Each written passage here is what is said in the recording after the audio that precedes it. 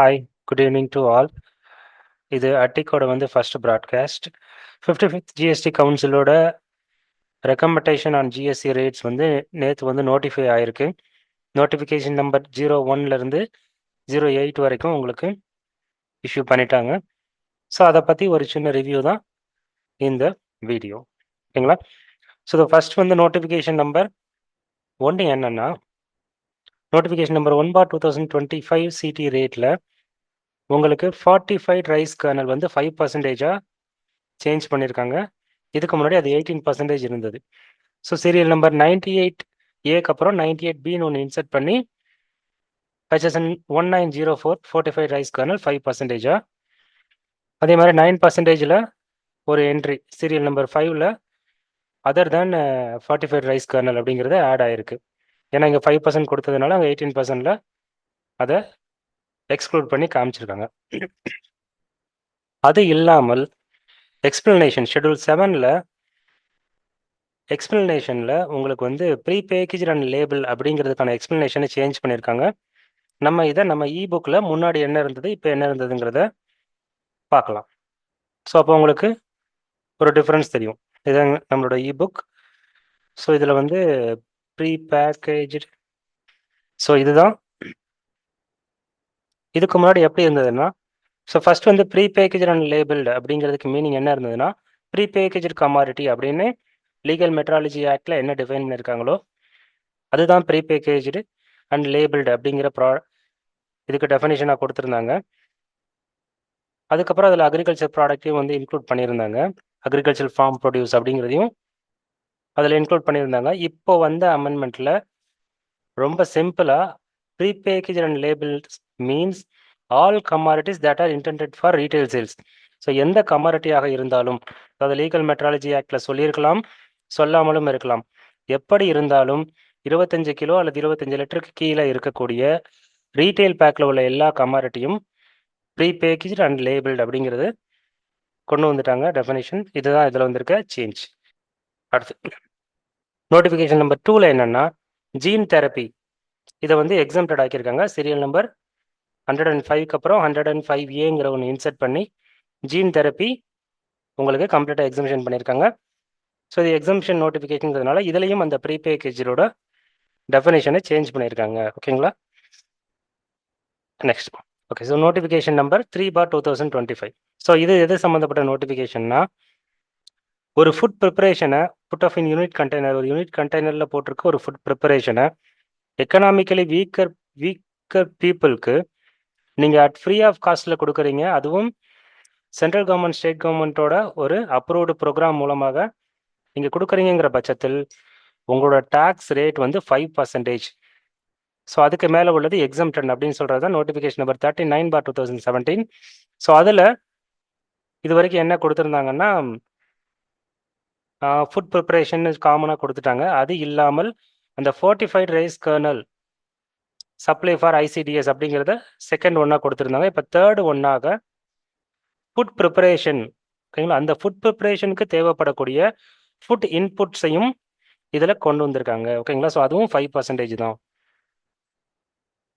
ஓகேங்களா? இதான் notification number 3/2025. Next notification number 4/2025. So notification number 4/2025 என்னன்னா, related to margin supply. So ஒரு used வெஹிக்கிளை நீங்கள் சேல் பண்ணும்போது அந்த வெஹிக்கிளுக்கான ஐடிசியை நீங்கள் எடுக்கலைன்னா அதுக்கு மார்ஜின் சப்ளை ஸ்கீமில் நமக்கு அந்த புக் வேல்யூவோட எவ்வளோ அதிகமாக சேல் பண்ணுறீங்களோ அந்த வேல்யூக்கு மட்டும் டேக்ஸ் கட்டினா போதும் அப்படின்னு சொல்கிறது தான் நோட்டிஃபிகேஷன் நம்பர் 8/2018. ஸோ அதில் 9% அண்ட் 18% அண்ட் 12%ன்னு 2 இருந்தது. அந்த நோட்டிஃபிகேஷன் எடுத்து பார்த்தீங்கன்னா 4 டேபிள் வரும். ஸோ அந்த 4வது காலம் உங்களுக்கு சீரியல் நம்பர் 4 12% இருந்தது. இப்போ எல்லாமே யூனிஃபார்ம் ரேட்டாக 18%க்கு மாற்றிட்டாங்க. ஸோ அது சம்மந்தப்பட்ட நோட்டிஃபிகேஷன் தான். ஸோ இனிமேல் அது எந்த யூஸ்டு வெஹிக்கிளாக இருந்தாலும் நீங்கள் ஐடிசி எடுக்கவில்லை என்னும் பட்சத்தில் அந்த மார்ஜின் ஸ்கீமில் நீங்கள் 18% எல்லா வெஹிக்கிளுக்கும் அப்ளிகபிள் ஆகுது. அடுத்து காம்பன்சேஷன் செஸ் ரேட் நோட்டிஃபிகேஷன் ஒன்று வந்திருக்கு. அதாவது ஒரு மெர்ச்சன்ட் எக்ஸ்போர்ட் இருக்கு, நீங்கள் சப்ளை பண்ணும்போது நீங்கள் சப்ளை பண்ணக்கூடிய குட்ஸ் வந்து காம்பன்சேஷன் செஸ்ஸில் கவர் ஆனாலும் நீங்கள் அந்த செஸ் 0.1% மட்டும் பே பண்ணால் போதும், அதாவது கலெக்ட் பண்ணால் போதும். அதுக்கு மெர்ச்சன்ட் எக்ஸ்போர்ட்டருக்கு என்ன சொல்லியிருக்காங்களோ ஸோ கிட்டத்தட்ட அதே மாதிரி கண்டிஷன்ஸ் கொடுத்துருக்காங்க. இந்த நோட்டிஃபிகேஷன் நீங்கள் ரெஃபர் பண்ணி பார்த்துக்கலாம். ஸோ நெக்ஸ்ட் வந்து நோட்டிஃபிகேஷன் நம்பர் 5/2025. இது ஒரு இம்பார்ட்டண்டான நோட்டிஃபிகேஷன். ஏன்னா ஹோட்டல் இண்டஸ்ட்ரிக்கு ஒரு அடிஷ்னலாக ஒரு ஆப்ஷன் கொடுத்துருக்காங்க. அதில் வந்து ஸ்பெசிஃபைட் ப்ரெமிசஸ் அப்படிங்கிறதுக்கான டெஃபினேஷனை சேஞ்ச் பண்ணியிருக்காங்க. ஸோ இந்த நோட்டிஃபிகேஷனில் என்ன சொல்லியிருக்காங்கன்னா, ஃபர்ஸ்ட் இந்த நோட்டிஃபிகேஷன் எப்போ இருந்துன்னா with effect from 1 April 2025. So 1 April 2025 இருந்து பேராகிராஃப் 4ல் இருக்கிற எக்ஸ்பிளனேஷன், ஓகேங்களா? இது நோட்டிஃபிகேஷன் நம்பர் 11/2017 சம்மந்தப்பட்டது சொல்கிறாங்க. ஸோ சர்வீஸ் சம்மந்தப்பட்ட நோட்டிஃபிகேஷன் இது. Notification number 11/2017 paragraph 4 explanation paragraph 4ல் கிளாஸ் 35 வந்து ஒமிட் ஆயிருக்கு. ஸோ கிளாஸ் 35 என்னங்கிறத நம்ம புக்கில் பார்ப்போம். ஸோ கிளாஸ் 35ங்கிறதுல நம்ம டைரெக்டாக 35 அடிச்சிடலாம். ஸோ கிளாஸ் 35 என்னன்னா டெக்ளர்டு டேரிஃப். ஸோ உங்களுக்கு வியூ ஆகுதுன்னு நினைக்கிறேன். ஸோ டெக்ளர்டு டேரிஃப் அப்படிங்கிற ஒரு மீனிங்கே கம்ப்ளீட்டாக எக்ஸ்பிளனேஷன்லேருந்து எடுத்துட்டாங்க. 1/4/2025 இதை ஒமிட் பண்ணுறாங்க, ஓகேங்களா? ஸோ டெக்ளர்டு டேரிஃப் அப்படிங்கிறத வந்து 1/4/2025 ஒமிட் பண்ணுறாங்க. அடுத்து 36ல் என்னது ஸ்பெசிஃபைட் ப்ரெமிசஸை வந்து சப்ஸ்டியூட் பண்ணியிருக்காங்க. ஸோ 36ல் ஸ்பெசிஃபைட் ப்ரெமிசஸ்னால் என்னன்னு சொல்லியிருக்காங்க.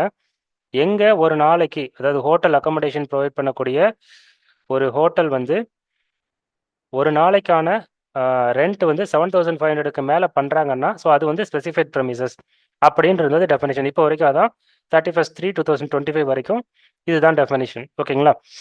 ஆனால் 1/4/2025 அதை சேஞ்ச் பண்ணுறாங்க. என்னென்னா ஸ்பெசிஃபைட் ப்ரெமிசஸ்னால் என்னென்னா ஃபஸ்ட்டு ஒன்று அது அப்படியே இருக்குது. 7,500க்கு மேலே ஒரு நாளைக்கு யார் சார்ஜ் வாங்குறாங்களோ அவங்க ஸ்பெசிஃபைட் ப்ரெமிசஸ். அது இல்லாமல் அடிஷ்னலாக 2 ஆப்ஷன் கொடுக்குறாங்க. ஹோட்டல் அக்காமடேஷன் சர்வீஸ் பண்ணுறவங்க வேணும்னா வாலண்டரியாக ஜனவரி 1 ஜனவரிலேருந்து 31 மார்ச் வரைக்கும் அவங்க நான் ஸ்பெசிஃபைட் ப்ரெமிசஸாக ஆப்டின் பண்ணுறேன் அப்படின்னு சொல்லிட்டு ஒரு அனெக்சர் ஃபைல் பண்ணி அவங்க ஸ்பெசிஃபைட் ப்ரெமிசஸாக ஆப்ட் பண்ணலாம், ஓகேங்களா? ஆல்ரெடி எக்ஸிஸ்டிங்கில் இருக்கிறவங்க.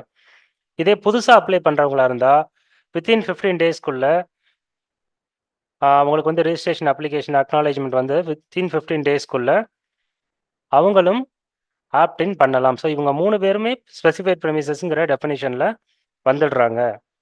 அப்படிங்கிறதான் ஹோட்டல் இண்டஸ்ட்ரிக்கு உள்ள மேஜர் சேஞ்சஸ். ஸோ அவங்க ரெஸ்டாரண்ட்டுக்கும் இனிமேல் அவங்க 18% சார்ஜ் பண்ணிக்கலாம். ஸோ இதை ஆப்டின் பண்ணுறதன் மூலமாக அவங்களுக்கு ஐடிசி எலிஜிபிள் ஆகுது. கிளியரா? நம்ம எப்படி ஜிடிஏக்கோ அதே மாதிரி தான். ஜிடிஏக்கு அனெக்சர் 5 அனெக்சர் 6 இருக்கு, ஓகேங்களா? ஸோ அனெக்சர் 6க்கு அப்புறம் அனெக்சர் 7, 8, 9 இந்த 3 அனெக்சர் வந்து இன்செர்ட் பண்ணுறாங்க. ஹோட்டல் இது வந்து ஹோட்டல் அக்காமடேஷன் சர்வீஸ் ப்ரொவைட் பண்ணுறவங்களுக்கான அனெக்சர்ஸ். ஸோ ஒரு எக்ஸிஸ்டிங் ஹோட்டல் வந்து நான் ஸ்பெசிஃபைட் ப்ரெமிசஸாக ரிஜிஸ்டர் பண்ணணும்.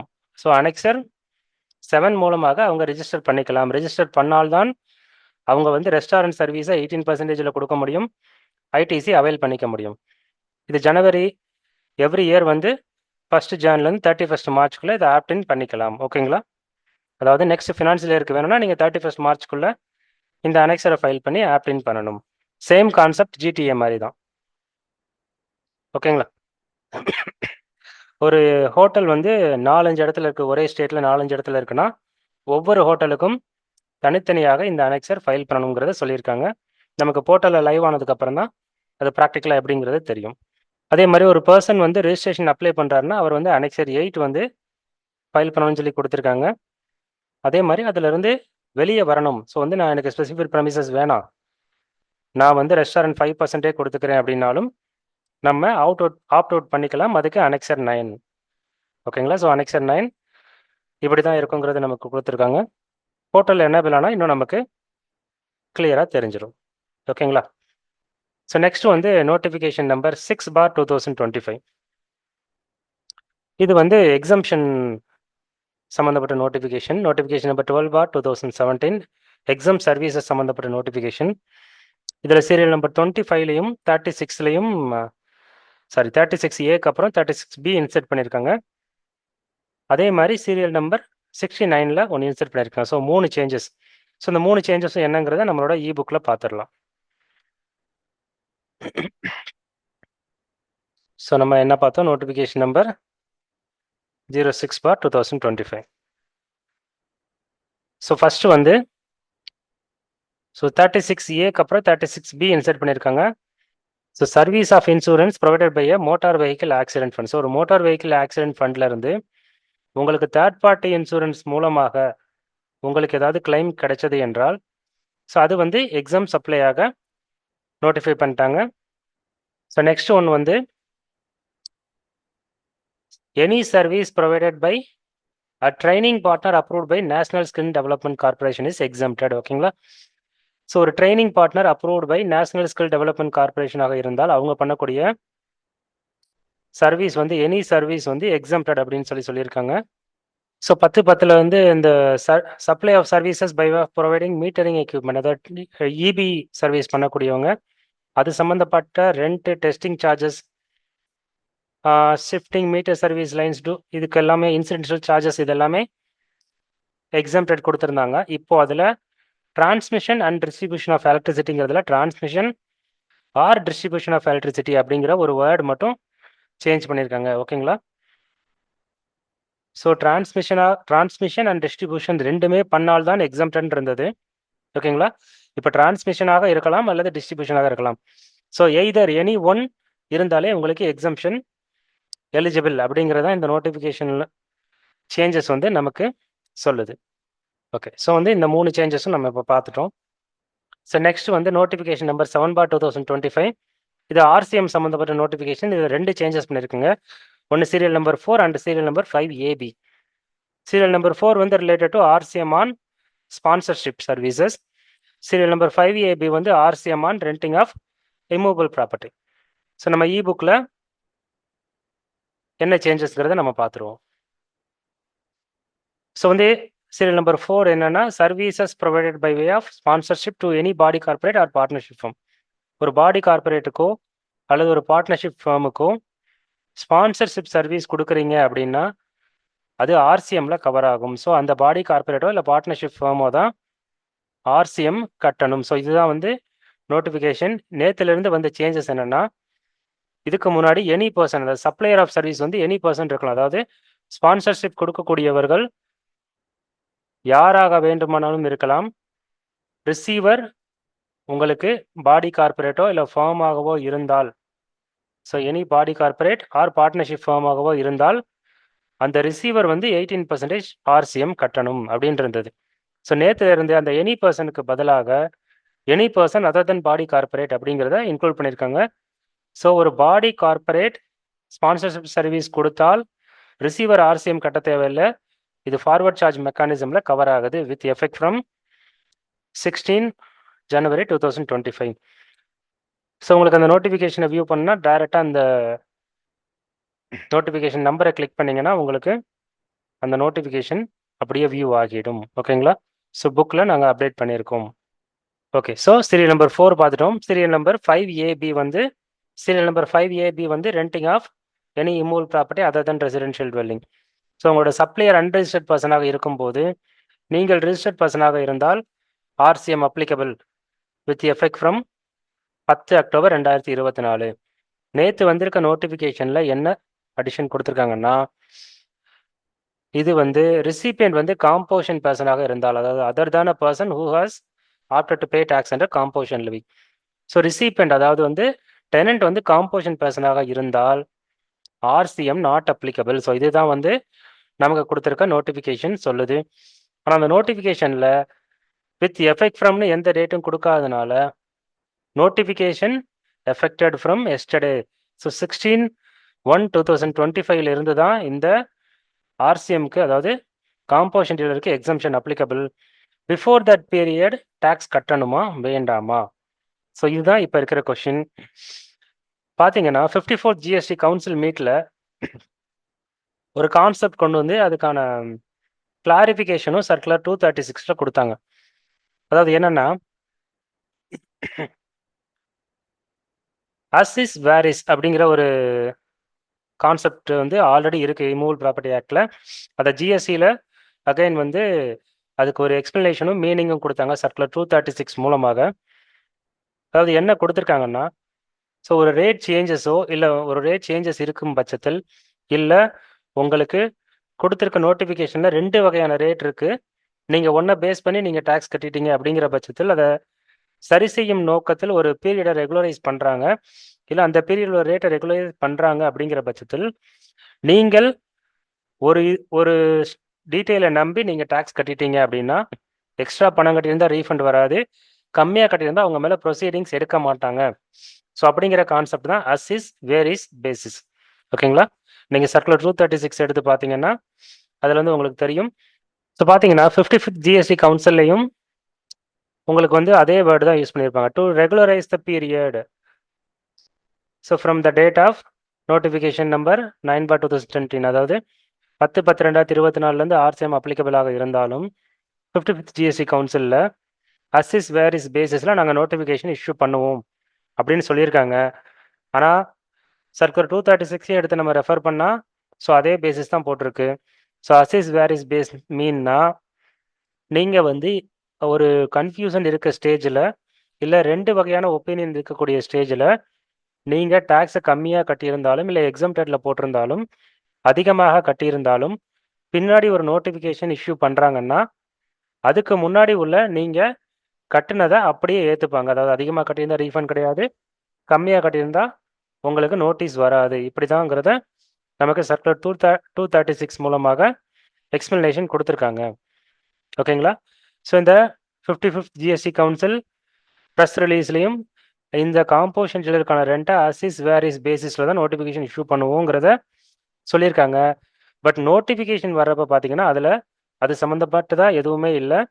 ஒன்லி 16, அதாவது எந்த டேட்டும் கொடுக்காதனால நோட்டிஃபிகேஷன் டேட்ல இருந்து தான் அது அப்ளிகபிள் ஆகுதுன்னு அர்த்தம். ஸோ இதுக்கு முன்னாடி உள்ள பீரியட், அதாவது 10/10/2024 இருந்து 16/1/2025 வரைக்கும், அதாவது நேற்று வரைக்கும் இன்னைக்கு வரைக்கும் ஆர்சிஎம் அப்ளிகபிள் ஆகுமா இல்லையா? ஸோ ஒரு வகையான எக்ஸ்பர்ட் என்ன சொல்றாங்கன்னா, இந்த அசிஸ் வேரிஸ் பேசிஸ் படி ஆர்சிஎம் கட்ட வேணாம், கட்டியிருந்தவங்களுக்கு ரீஃபண்ட் வராது அப்படின்னு சொல்றாங்க. ஆனால் நமக்கு ஃபியூச்சரில் வெறும் அந்த ப்ரெஸ் ரிலீஸையும் அதுக்கு முன்னாடி வந்த சர்க்குலரையும் வச்சு கொடுத்தால் ஆஃபீஸர் எந்த வகையில் ஏற்றுப்பாங்கிறது தெரியல. மேபி இதுக்கு வந்து ஒரு கிளாரிஃபை பண்ணி ஒரு சர்க்குலர் வந்தால் பெட்டராக இருக்கும். ஓகேங்களா? என்னை பொறுத்த வரைக்கும் கட்டிடுறது சேஃப்டி அப்படிங்கிறது என்னோட வியூ. இது என்னோட பர்சனல் வியூ தான். ஓகேங்களா?